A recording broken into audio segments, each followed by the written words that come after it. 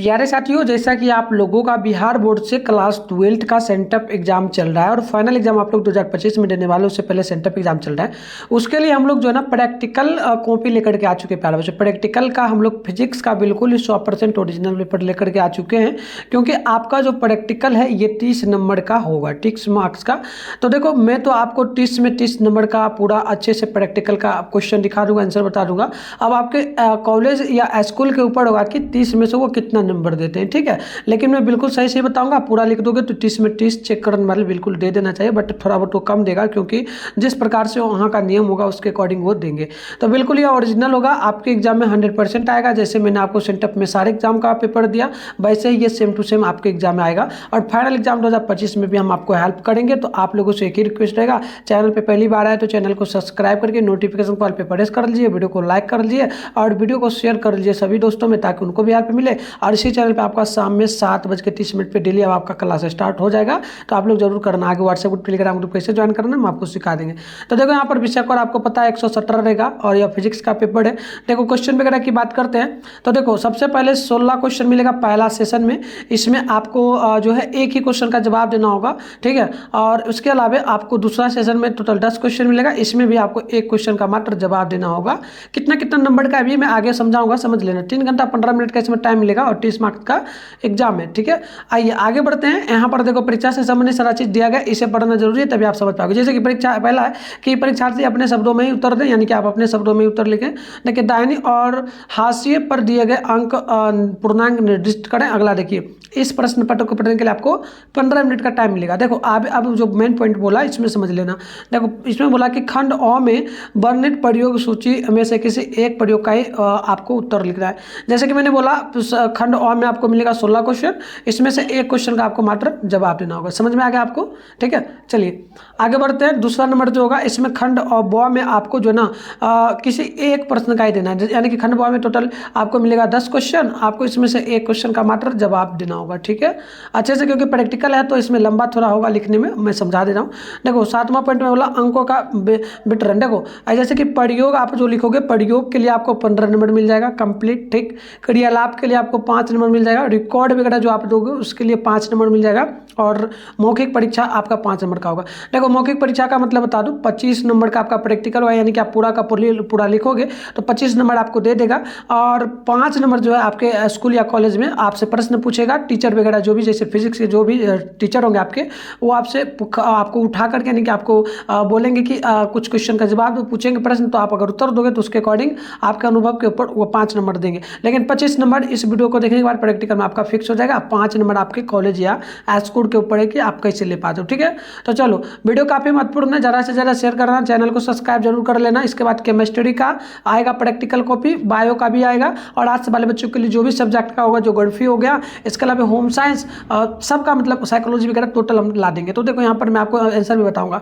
देखो, खंड अ में जो है प्रयोग, यानी कि एक्सपेरिमेंट वाला आपका हो जाएगा। प्रयोग वाला आपने अभी देखा, प्रयोग में आपको 15 नंबर मिलेगा, यानी कि आपको जो खंड ब में है किसी भी एक प्रश्न का अगर आप इसमें से जवाब देते हो तो सीधे 15 नंबर आपको कंप्लीट यहाँ पर मिल जाएगा, है ना। तो चलो, यहाँ पर देखो, सबसे पहला नंबर क्या प्रश्न बोला कि विभवांतर और धारा के बीच ग्राफ खींच करके इससे दिए गए तार का प्रति सेंटीमीटर प्रतिरोध ज्ञात करें, ठीक है। इंग्लिश में भी आप देख सकते हो, जो ना डिफाई, जो ना यहाँ पर देख लीजिएगा आप लोग, डिटरमाइन द जो ना रेसिस्टेंस पर, इस प्रकार से आप देख लो, इंग्लिश में आप पढ़ लेना जो भी हो, जैसा मतलब इंग्लिश वाले बच्चे जो भी होंगे उनके लिए हम लोग हिंदी में ही फिलहाल अभी आंसर देंगे, तो आप लोग निकाल लेना। अगर नहीं निकाल पाते तो PDF के रूप में आंसर कहाँ मिलेगा हम बताएंगे, सारा चीज़ डाउनलोड कर लेना, है ना। 2 नंबर क्वेश्चन है कि मीटर सेतु की सहायता से दिए गए तार का प्रतिरोध ज्ञात करें तथा इसके पदार्थ का विशिष्ट प्रतिरोध ज्ञात करें। 3 नंबर है, उत्तल लेंस की सहायता से एक उत्तल दर्पण की फोकस दूरी ज्ञात करें।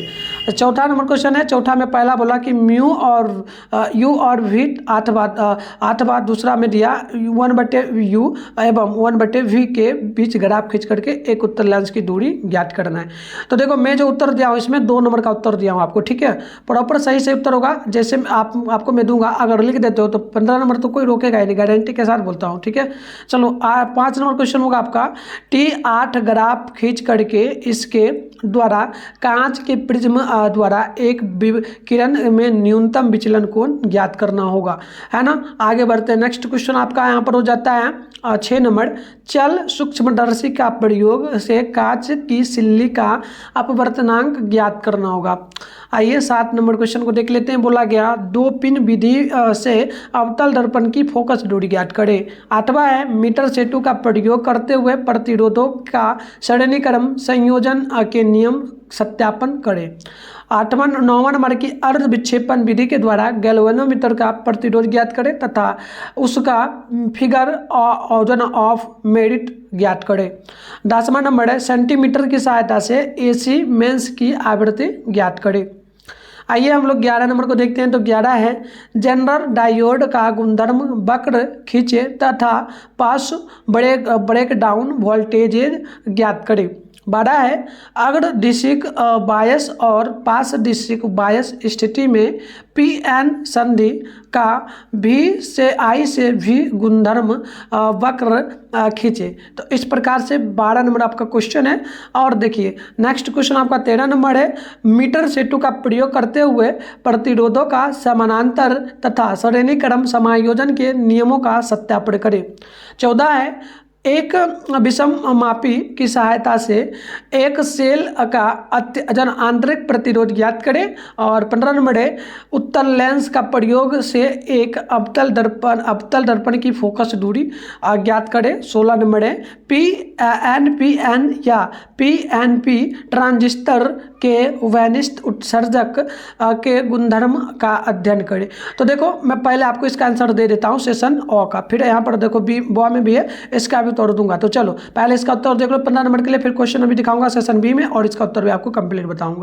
तो आप लोग यहाँ से देखो आपको इसे ही लिखना है, एग्जाम में जाना है, लिख देना है खंड ओ और क्वेश्चन नंबर 2 का आंसर ऐसे लिख देना है। तो आपको सबसे पहले क्या लिखना है, उद्देश्य लिखना है। उद्देश्य क्या होगा तो लिखना है मीटर सेतु द्वारा किसी दिए गए तार का प्रतिरोध ज्ञात करके उसके पदार्थ का विशिष्ट प्रतिरोध ज्ञात करता है। इस प्रकार से आपको पहले लिख देना है। और फिर आपको लिखना है कि आवश्यक उपकरण। तो इसमें क्या लिखना है कि मीटर ब्रिज धारा मापी प्रायोगिक प्रतिरोध तार प्रतिरोध बॉक्स जो ना इलेक्ट्रेंस सेल जो ना एस्कूर रोज तथा संयोजक तार। तो इस प्रकार से आपको आवश्यक उपकरण में लिखना है। अभी मैं इसका पीडीएफ आपको बताऊंगा कैसे डाउनलोड करना, पीडीएफ कहाँ से मिलेगा। तो चलो पहले पीडीएफ ही बता देता हूँ। गूगल में आप जाओगे मिठुन स्टडी सेंटर सर्च करके डाउनलोड कर पाओगे। कैसे करना है सिखा देता हूँ, वीडियो देखने के बाद जाकर के जरूर डाउनलोड कर लेना आप लोग। तो इसके लिए आप अपने फोन में गूगल को ओपन करके सर्च बार के आइकन पे क्लिक करिए और मिथुन स्टडी सेंटर आप लोग गूगल में आकर के सर्च कर लीजिए, क्योंकि अभी इस चैनल पे जो वीडियो देख रहे हो ना, चैनल का नाम है मिथुन स्टडी सेंटर। चलो तो मिथुन स्टडी सेंटर सर्च कर लोगे, उसके बाद इस प्रकार से इंटरफेस ओपन होगा। आराम से क्या करोगे, स्क्रॉल डाउन करके नीचे आओगे, ऊपर करोगे तो फर्स्ट में मिथुन स्टडी सेंटर का ऑफिशियल वेबसाइट मिलेगा। मैं आपको जूम करके दिखा रहा हूँ, इस पर क्लिक कर लेना। इस प्रकार से इंटरफेस ओपन होगा। इसके बाद आपको आराम से क्या करना है, स्क्रॉल डाउन करके नीचे आना है, ठीक है। और अभी आपको मैं बता दूं कैसे मिलेगा। तो यहाँ पर आओगे ना, उस आप वीडियो देखने के बाद तो पेज को रिफ्रेश करना नहीं दिखेगा, क्योंकि अभी सेशन थोड़ा सा टाइम लग जाएगा बनाने में, बता दूंगा मैं कुछ ही देर में। तो देखो यहाँ पर आओगे नीचे तो यहाँ पर क्लास 12 लिखा हुआ है, ठीक है। और इसमें देखो क्लास 12 सेंटअप एग्जाम जो लिखा है, इसके जस्ट यहाँ पर आपको जो है क्लास 12 प्रैक्टिकल आंसर की लिखा हुआ मिल जाएगा, ठीक है। फिजिक्स का बन जाएगा कुछ ही देर में। फिलहाल आप व्हाट्सएप ग्रुप ज्वाइन कर लो, इस पर क्लिक कर लो और यहाँ पर आपका एग्जाम चल रहा है तो आप यहाँ से आकर के ऑल सब्जेक्ट का डाउनलोड भी कर पाओगे पेपर। तो यहाँ पर आपको व्हाट्सएप ग्रुप का लिंक देखो मिल जाएगा, आप इसे ज्वाइन कर लेना, ठीक है। इसे आप ज्वाइन कर लेना और इसके अलावा प्रैक्टिकल का आंसर की आपको जो है देखने को मिल जाएगा। यहाँ पर मैं कुछ ही देर में अपडेट कर दूंगा। आप आओगे ना, यहाँ पर देखो, यहाँ पर इंग्लिश मीडियम में भी आंसर मिलेगा। यहाँ पर आओगे आपको लिखा हुआ मिल जाएगा क्लास 12 जो है ना सेंटअप एग्जाम प्रैक्टिकल आंसर की 2024। इस प्रकार से आके डाउनलोड कर लेना। आवश्यक उपकरण के बाद आप यहाँ पे लिखोगे सिद्धांत में लिखना है यदि मीटर ब्रिज के तार पर मीटर जो ना स्केल के शून्य वाले किनारे से धारा मापी धारावाही अभिक्षेप की स्थिति यदि 0 सेंटीमीटर की दूरी पर प्राप्त हो और प्रतिरोध बॉक्स में से निकाला गया तो प्रतिरोध पर कैपिटल R हो जब कैपिटल आर बाईं ओर हो तो। उसके बाद आपको फिर लिखना है इसमें कि तार का विशिष्ट प्रतिरोध P बराबर S जो ना S into r pi r square बटे L ओम जो ना हो जाएगा ओम सेमी, जहाँ R एक तार का जो ना अर्धव्यास होगा और L तार की लंबाई होगी। तो इस प्रकार से लिखना, प्रॉपर आंसर मिलेगा। और देखो अगर आप लोगों को प्रैक्टिकल कॉपी फाइनल एग्जाम के लिए भी अगर बना रहे हो, अगर आपको नहीं बनाने के लिए आता तो जैसे इस प्रकार से यहाँ पर लिखा गया है ना, आप इस प्रकार से लिख सकते हो। और अगर नहीं हो तो कमेंट बॉक्स में आप मेरे को कमेंट करना, मैं अच्छे से आपको जो है ना प्रैक्टिकल कॉपी कैसे फाइनल एग्जाम के लिए लिखा जाता है तो मैं बता दूंगा, ठीक है, जरूर कमेंट करना। अब देखो आपको लिखना है अभिक्षेप बिंदु की स्थिति के लिए सारणी, तो सारणी भी बनाना होगा आपको। देखो इस प्रकार से सारणी आप लोग बना सकते हो, इस प्रकार से, है ना, यहाँ से अलग कर लोगे। देखो पहले आपको इस प्रकार से बना लेना है अलग अलग करके, जैसे कि यहाँ पर बनाया गया है, देख लो, मैं समझाने का कोशिश कर रहा हूँ, ठीक है। तो ऐसे ऐसे कर लेना। देखो करने के बाद पहले लिखना आपको इधर क्रमांक लिखना है, क्रमांक, और उसके बाद ये जो है पूरा पहले लिख देना है इस प्रकार से, क्रमांक ऊपर लिखना है, यहाँ पर 1 2 3 दे देना है। इधर लिखना है ज्ञात प्रतिरोध यानी कैपिटल R ओम, इधर लिखना है L जब प्रतिरोध यानी कि बॉक्स बाईं ओर है 0 से 100 सेंटीमीटर की पार्ट सेमी में, ठीक है। और L2 जब प्रतिरोध बॉक्स दाईं ओर है तो 100 से 10 सेंटीमीटर की ओर पार्ट। आगे लिखना है मध्यमान L बराबर जो है ना L1 बटे प्लस L2 बटे 2 LCM, इस प्रकार से लिखना है, ठीक है। और आगे CM लिख देना है, CM लिखा है CM सीधे, ठीक है, सेंटीमीटर होता है ना वो लिखना। आगे लिखना है मध्यमान 100 से L, इसमें भी आपको सेंटीमीटर यानी कि CM लिखना है। फिर कैपिटल R में लिखना है 100 से L ओम लिखना है, ठीक है। इतना लिख दोगे तो पहला जो आप लिखो, पहला में लिखना है 40 से जो है ना 40.0, और फिर आगे इसी में लिखना है 39.0, फिर आगे लिखना 39.9, फिर लिखना आगे 59.1, फिर लिखना है 1.50। दूसरा में लिखना आपको 56.0, आगे लिखना आपको 51.2, आगे लिखना है 56.0, डायरेक्ट 56.0 दे देना। आगे लिखना 43.4, फिर लिखना 1.53। तीसरा में लिखना 66.0, आगे लिखना 66.4, फिर लिखना 66.5, फिर लिखना आप लोग 35.5 और 1.51। तो इस प्रकार से आप इसको अच्छे से लिख देना, ठीक है। ऐसे लिख दोगे तो प्रॉपर आंसर और मतलब नंबर मिलेगा। देखो फिर आपको लिखना पहला में प्रतिरोध ताल की लंबाई 44 सेंटीमीटर बराबर 44 गुना 10⁻² मीटर, ठीक है। फिर लिखना आप लोग दूसरा में कि जो ना पेंच मापी का माप, ठीक है, क्या लिखा है अल्पतमांक, ठीक है। तो लिखना 1/100 मिलीमीटर बराबर 0.1 मिलीमीटर बराबर 0.00, ठीक है। फिर लिखना है त्रुटि बराबर 0, इस प्रकार से लिख देना।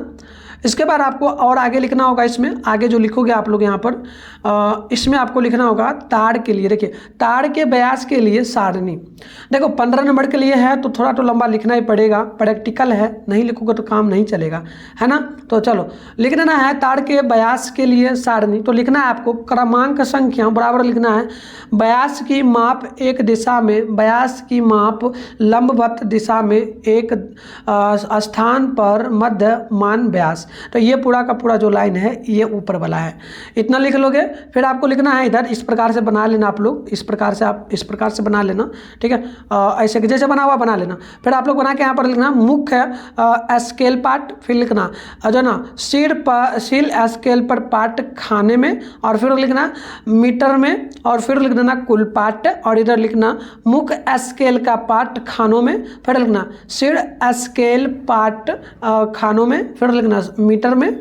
इतना लिखने के बाद आपको फिर क्या करना है, यहाँ पर पॉइंट नंबर 1 देना है, लिखना है 0.0, फिर इसके सामने लिखना है सीध पार्ट स्केल में, तो इसमें लिखना है 62, और इसमें लिखना है सेंटीमीटर में, मीटर में सेंटीमीटर ये लिखा गया, ठीक है, सीएम है तो 0.062, फिर लिखना है कुल पार्ट में 0.062, और मुख्य स्केल पार्ट में लिखना है 0.0, और इसी में 66 लिखना है।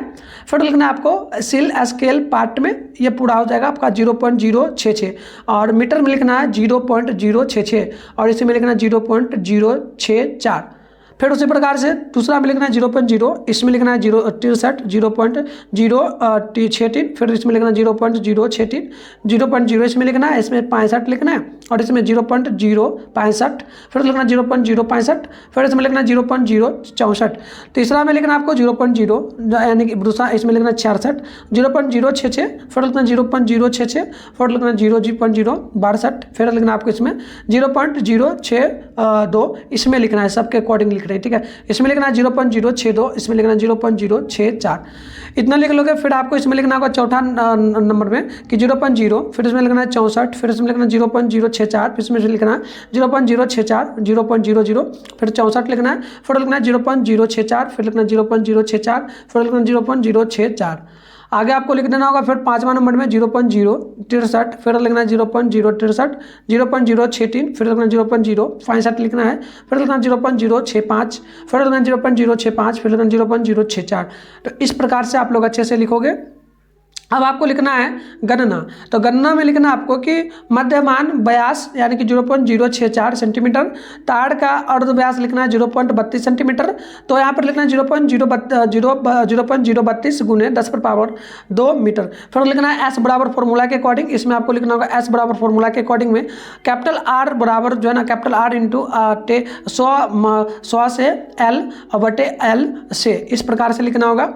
आगे आपको यहाँ पर लिखना होगा जो ना प्रथम पार्ट से S1 बराबर लिखना 1 गुना 60.1 बटे जो है ना 39.9, फिर बराबर लिखना है 60.1 बटे 40/9, फिर आपको इसमें काट खोट करके लिखना है 1.50 ओम। आगे लिखना है द्वितीय पार्ट से S2 बराबर में आपको लिखना है 2 गुना 43.4 बटे 56.0, फिर लिखना है बराबर में कि 86.8 बटे 56.6, बराबर आपका काटने के बाद हो जाएगा 1.53 ओम। आगे लिखना है तृतीय पार्ट से S3 बराबर 3 गुना 33.5 बटे 64/64.5, बराबर लिखना है 86 गुने लिखना है 100.05 और 66 बटे में लिखना है 66.5, बराबर लिखना है 1.51 ओम। और आगे आपको इसमें लिखना होगा मध्यमान परिमेय यानी कि फॉर्मूला के अकॉर्डिंग बैठा देना है। ये जो फॉर्मूला आप लोग अभी लिए हो ना, देखो ये जो फॉर्मूला लिया हो इसके अकॉर्डिंग आपको बैठा देना है जो भी मान निकला है सारा। तो यहाँ पर लिख देना है सबका जो मान लिख रहा था, जो यहाँ पर लिखना है बराबर 0.50, फिर प्लस 0.53, फिर प्लस 1.51/3, फिर जोड़ने के बाद आपका 4.54/3 हो जाएगा और काटने के बाद आपका 1.51 ओम हो जाएगा। फिर आपको दूसरा लिखना है विशिष्ट प्रतिरोध P बराबर S इंटू पाई R²/L से। तो इस फॉर्मूला के अकॉर्डिंग हम लोग चलेंगे तो P बराबर हो जाएगा 1.5 गुना 3.14 गुने 0.032 गुने 10⁻² ओम गुने m।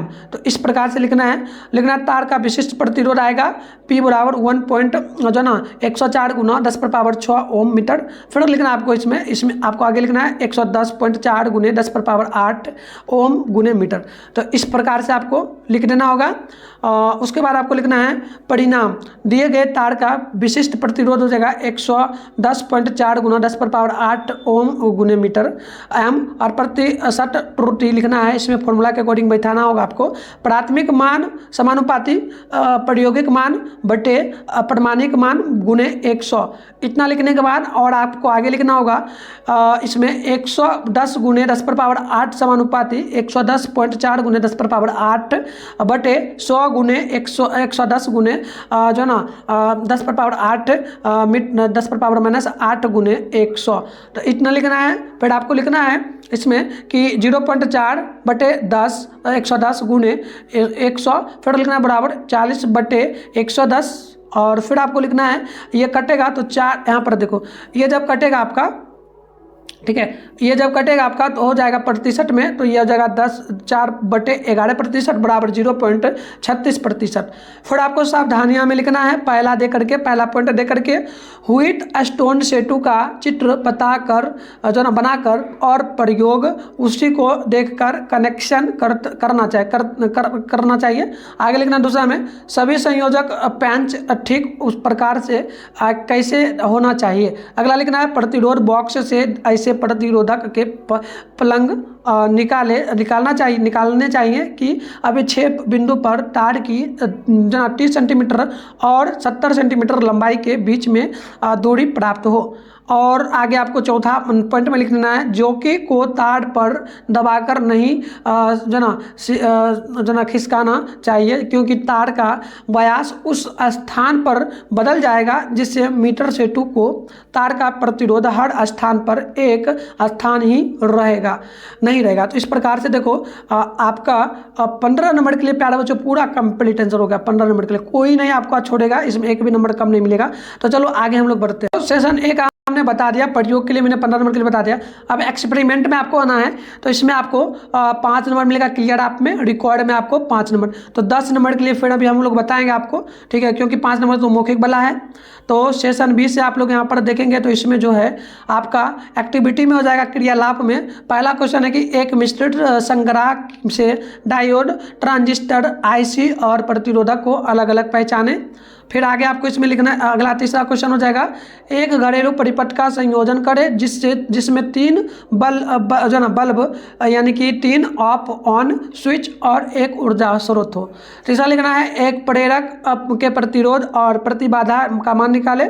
चौथा होगा, एक मोमबत्ती की लो का उत्तर लेंस द्वारा एक पर्दे पर प्रतिबिंब प्राप्त करें। लेंस से मोमबत्ती की लो की दूरी बदलकर प्रतिबिंब के आकार और प्रकृति का अध्ययन करें। पांचवा हो जाएगा, एक मल्टीमीटर की सहायता से ट्रांजिस्टर टर्मिनल पहचाने। और आगे आपका छठा नंबर हो जाएगा, किसी कांच की सिल्ली पर तिरछी झुकी हुई आपतित किरणों का अपवर्तन और पार्श्व विस्थापन का अवलोकन करें। अब 7वां नंबर क्वेश्चन है, तो मैं इसी का आंसर दिया हूं। तो देखो, एक LDR पर प्रकाश की तीव्रता का प्रभाव का अध्ययन स्रोत की दूरी में परिवर्तित द्वारा करें। आगे आप लोग देखेंगे 8 नंबर का तो हो जाएगा, एक पतले रेखा छिद्र स्लिट द्वारा प्रकाश के विवर्तन पैटर्न को दर्शाएं। 9 नंबर हो जाएगा, एक पतले रेखा छिद्र यानी स्लिट की सहायता से प्रकाश के ध्रुवन का अवलोकन करें। 10वां नंबर है, अवतल दर्पण द्वारा एक पर्दे पर मोमबत्ती की लो प्रतिबिंब प्राप्त करें।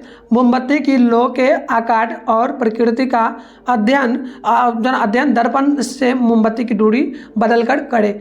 तो देखो ये प्रॉपर आपका क्वेश्चन था। अब आंसर की अगर हम लोग बात करेंगे तो मैंने पहला प्रयोग वाला तो बता ही दिया था। अब हम लोग बढ़ेंगे इसमें, तो इसका आंसर आपका हो जाएगा सेशन बी का। तो आपको लिख देना है एग्जाम में कि सेशन खंड ब और 7 नंबर का आंसर ऐसे लिखना है। तो आपको लिखना होगा उद्देश्य में लिखना है LDR यानी कि इसका फुल फॉर्म हो जाएगा लाइट डिपेंड रजिस्टोर यानी कि प्रकाश आश्रित प्रतिरोध पर प्रकाश की तीव्रता के प्रभाव का अध्ययन करना स्रोत की दूरी को परिवर्तित करके।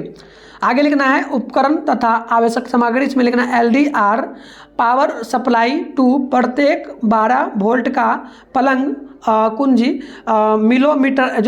मिली एमीटर यानी कि 0.0 से 100 MA वोल्टमीटर 0 से 100 विभवांतर 47 ओम का एक प्रतिरोध 40 वोल्ट का एक लैंप संयोजन तारे।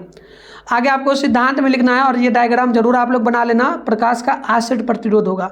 तो आपको इसमें लिखना होगा कि LDR या प्रकाश आश्रित प्रतिरोध का एक ऐसी युक्ति है जो प्रकाश के संवेदी है। इसका प्रतिरोध इस आपतित प्रकाश की तीव्रता के अनुसार परिवर्तित होता है। इसे प्रकाश प्रतिरोध वाले किसी अर्धचालक पदार्थ से बनाया जाता है ताकि इसमें संवेदी गुण आ सके। एक ऐसी पदार्थ कैडमियम सल्फाइड है। धातु की पतली फिल्मों पर कैडमियम सल्फाइड के सर्पाकार पट्ट यानी कि ट्रैक बनाए जाते हैं। चित्र के अकॉर्डिंग देख सकते हो LDR प्रतिरोध उच्च होता है क्योंकि अधिकांश इलेक्ट्रॉन क्लिस्टर जालक में बंधे रहते हैं। ये देखो बंधे हुए हैं ना सारा, गति करने के लिए स्वतंत्र नहीं होते हैं। जब चालक पर प्रकाश पड़ता है तो कुछ इलेक्ट्रॉनों को क्लिस्टर जालक से बाहर निकालने के लिए ऊर्जा मिल जाती है। आगे आपको लिखना होगा जिससे विद्युत चालन हो सकता है। किसी विशिष्ट LDR का पूर्ण अंधेरे पर में प्रतिरोध 1 ओम और तीव्र प्रकाश में कुछ 100 ओम होता है। तो आगे बढ़ते हैं, यहाँ पर आपका कार्य विधि होगा। पहला लिखना है कि चित्र ए में 7.0 की भांति परिपथ बनाएं। आगे लिखना है प्रारंभिक में लैंप का स्विच ऑफ रखिए, कुंजी के को प्लग में लगाएं। अगला लिखना है वोल्ट मीटर और तथा एमी मिली एमीटर के पाठ्यांकों का परीक्षण कर उन्हें अंकित कीजिए। चौथा लिखना आपको LDR का प्रतिरोध R की संदर्भ माप का परिकलन कीजिए। पांचवा लिखिएगा अगली सभी मापों में इस प्रतिरोध के मान को जोड़िए, इससे सुनिश्चित हो जाएगा कि पृष्ठभूमि प्रतिदीप्त को सम्मिलित कर लिया गया। आगे लिखना है छठा में कि एक 12 वोल्ट बल्ब को दृश्य स्टैंड पर ऊर्ध्वाधर स्थिति में इस प्रकार लगाइए कि वह LDR के सामने हो। LDR को इस प्रकार व्यवस्थित कीजिए कि वह बल्ब से लंबवत लगभग 10 सेंटीमीटर नीचे हो। तो ये डायग्राम के अकॉर्डिंग आप देखते चलना। देखो डायग्राम के अकॉर्डिंग आप ये डायग्राम पूरा का पूरा बना लेना, ठीक है। चलो और आगे आपको लिखना है 7वें नंबर में ए मीटर और वोल्ट मीटर के पाठ्यांकों का परीक्षण। आगे लिखना है LDR और बल्ब के बीच की दूरी 15 सेंटीमीटर मान लिया जाए। परिवर्तित चरण 7 को दोहराएं, अपने परीक्षणों को अंकित कीजिए। LDR का प्रतिरोध बल्ब के विभिन्न दूरियों को ज्ञात करें। इस प्रकार से लिखना है। अब आपको लिखना है इधर परीक्षण तथा परिकलन। इसमें लिखना है वोल्ट मीटर का परास 0 वोल्ट से 5 वोल्ट तक होगा, 10 वोल्ट तक होगा। आगे लिखना वोल्ट मीटर का अल्पतांक बराबर वोल्ट में होगा 10 वोल्ट। एमी मीटर का प्रास 0 MA से 10 MA तक होगा। एमी मीटर का अल्पतांक मांग 10 MA होगा। तो तालिका के अकॉर्डिंग बना लीजिएगा। ये तालिका ले लेना है। इस प्रकार से आपको तालिका प्रॉपर बना लेना है। बनाने के बाद आपको यहाँ पर निकालना होगा परिणाम। जैसे जैसे दूरी बढ़ती है आपतित प्रकाश की तीव्रता घटती है तथा LDR का प्रतिरोध बढ़ता है। सावधानी हम लिखिएगा। पहला LDR को प्रकाश स्रोत के लंबवत रखना चाहिए ताकि प्रकाश किरणों का आपतन पूरे प्रयोग की अवधि में स्थिर और लंबवत रहे। दूसरा में लिखना है सभी संबंधन दृढ़ होने चाहिए। आगे आपको लिखना है त्रुटि के स्रोत। इसमें लिखना है इस क्रियालाप में पृष्ठभूमि भूमिका प्रदीप्त त्रुटि का मुख्य स्रोत है। परिचर्चा में लिखना है पहला प्रत्येक दशा में R और D² का गुणनफल ज्ञात कीजिए। इससे आप क्या अनुमान लगाते हैं। आगे लिखिएगा LDR का प्रयोग मुख्यतः प्रकाश अथवा अंधकार संवेदी परिपथों में होता है। इसका उपयोग स्वचालित प्रकाश व्यवस्था, सड़कों पर विद्युत व्यवस्था में धूम अलार्म आदि होता है। और आगे लिख देना है तीसरा में आपको क्षति से बचने के लिए LDR के श्रेणी क्रम में एक उचित प्रतिरोध लगाएं। अब आपको स्व मूल्यांकन में लिखना है LDR का प्रतिरोध स्थिर नियत क्यों रहता है। आगे आपको इसमें आप लिख देना है सुझाए गए प्रयोग क्रियालाप। आप इस प्रकार से पहला लिखेंगे उपरोक्त क्रियालाप को पूर्णतः अंधेरे कमरे में कीजिए। इस प्रकार से पूरा लिख देना, बस कंप्लीट आंसर हो जाएगा। चलिए केमिस्ट्री का जो भी प्रैक्टिकल का एग्जाम है कमेंट करिए, मैं वीडियो डालूंगा। मिलते हैं नेक्स्ट वीडियो में, तब तक के लिए बाय बाय बच्चों।